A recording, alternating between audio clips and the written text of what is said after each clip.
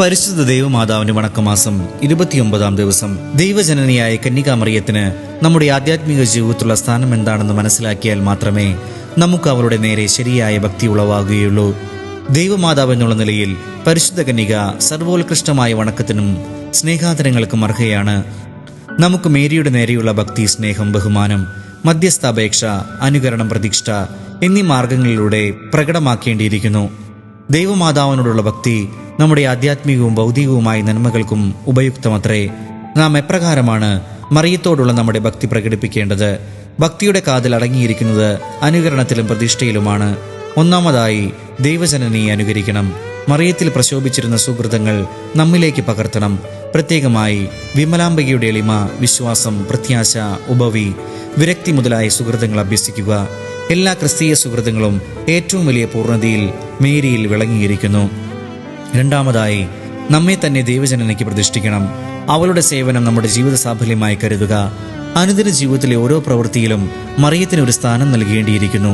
Maria ചൈതന്യത്തിൽ ഈശോയ്ക്ക് വേണ്ടി മറിയത്തിലൂടെ എല്ലാം ഈശോയ്ക്ക് സമർപ്പിക്കുക.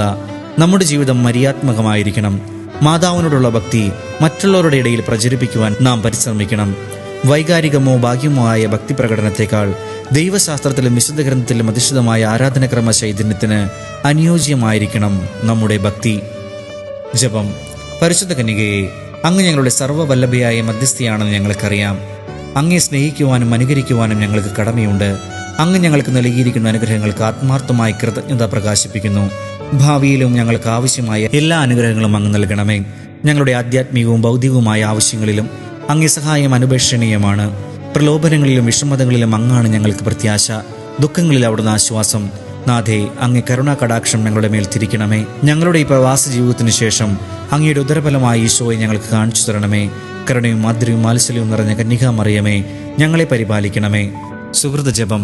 ശാന്തഗുണത്തിന് മാതൃകയായ മറിയമേ, ഞങ്ങളുടെ കുടുംബങ്ങളിൽ ശാന്തി വിതയ്ക്കണമേ. ശാന്തഗുണത്തിന് മാതൃകയായ മറിയമേ, ഞങ്ങളുടെ കുടുംബങ്ങളിൽ ശാന്തി വിതയ്ക്കണമേ.